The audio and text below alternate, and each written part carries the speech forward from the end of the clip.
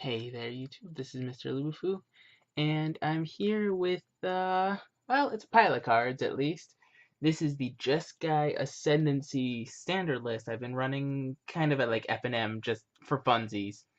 Um, it's a fun little combo deck in standard since there hasn't exactly been a combo deck in standard for a while. And, I mean, it's gotten me some wins. It feels really good when you go off, but you feel terrible when you miss. Um, but so basically, what the deck is centered around is around this beautiful card, Jeskai Ascendancy, which if you don't know what it does, is whenever you cast a non-creature spell, creatures you control get +1/+1 until end of turn and untap those creatures.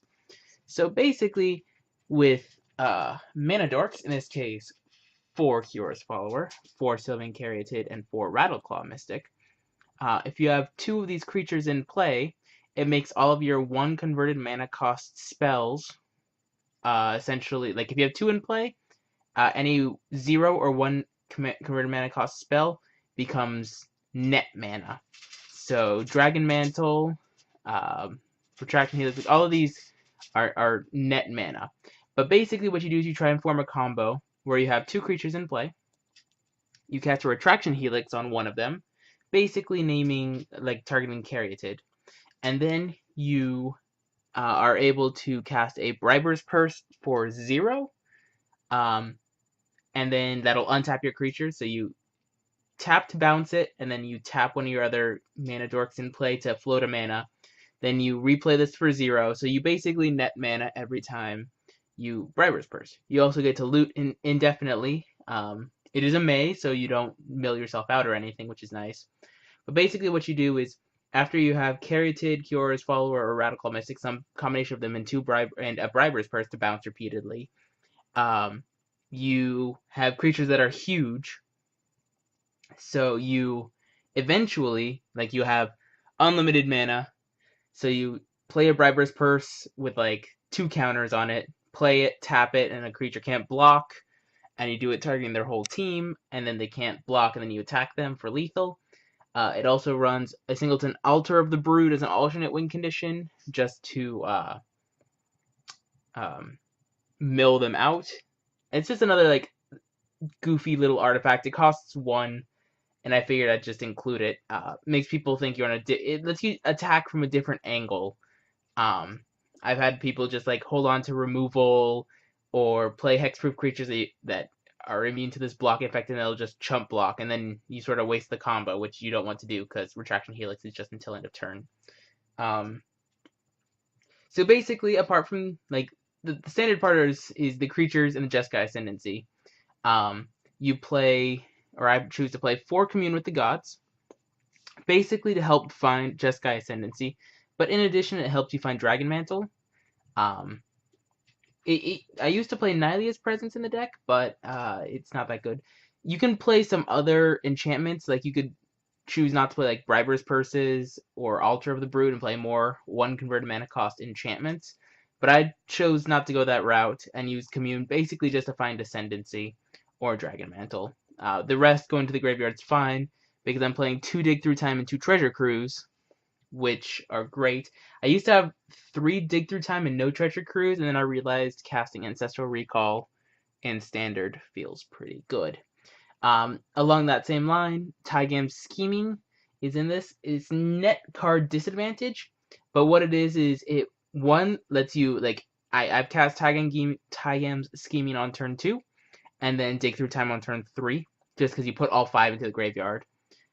If there's nothing useful. And 2, if it is something useful, typically an Ascendancy or a Helix, you're able to just leave it there, and you know you're going to go off the following turn.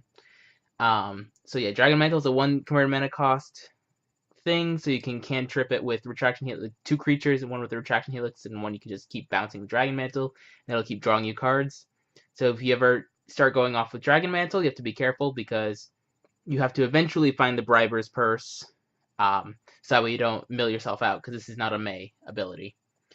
In addition, you play 2 Twin Flame. Twin Flame is basically it lets you get another hasty creature in play while you're going off. So eventually, you can start netting mana if you're casting 1. If you have just a creature that has targeted Retraction Helix and another creature with the Dragon Mantle. You basically set it up so that way you have you can Twin Flame eventually for free, basically. And that'll let you have a third creature, which will let you start netting mana, which is, again, where it gets broken, is once you start netting mana from your cantrips. As mentioned, Retraction Helix is part of the combo, because Caryatid Helix, or like creature plus Helix plus cheap permanent, means you just get to continue to loot and make your creatures huge. Like, just attacking them with, like, 50-50. I made them, like, 3,000, 3,000s, because that's what you can do with Briber's Purse. So it's kind of beautiful and elegant and also terrible. I don't think my record's that good with this deck. I think it's like 4-3 or something like that, but it's a fun little deck just to goof around and play. The mana base that I have is what I would like to call terrible, because I didn't want to shell out for Pain Land, so I basically just used what I had. So it's a little bit of a budget mana base. I just calculated it out mathematically to figure out what would be optimal for what I had. So it's 2 Monasteries, 2 Bivouacs, 2 Bivouac, however you want to pronounce it, 2 Forest and Island, 2 Thornwood Falls, 2 Temple of Plenties, Chivalry, 3 Alphamaya Coast, 4 Temple of Abundance, and 2 Mana Confluence. Again, just me building with what I had. The sideboard as well, kind of bad, but basically what I have is a Singleton Restock, Swansong, which I wish I had more of. I'll get back to that card. I have a couple of more dorks, just like Voyaging Satyrs, just in case they play a ton of removal. 3 Magma Sprays, 2 Ether Spouts, and then this card was a card I randomly decided to throw in. It is Plea for Guidance. It is a terrible, terrible rare, but it won me a game. Because you get to search your library for 2 enchantments and put them into your hand. So I was playing against Control, where I had Ascendancy in my hand and Plea for Guidance in hand, and just like a million mana because the game went late. So I tried to cast Ascendancy, and he tapped the last of his mana to counter it. So then I cast Plea for Guidance, getting 2 Ascendancies.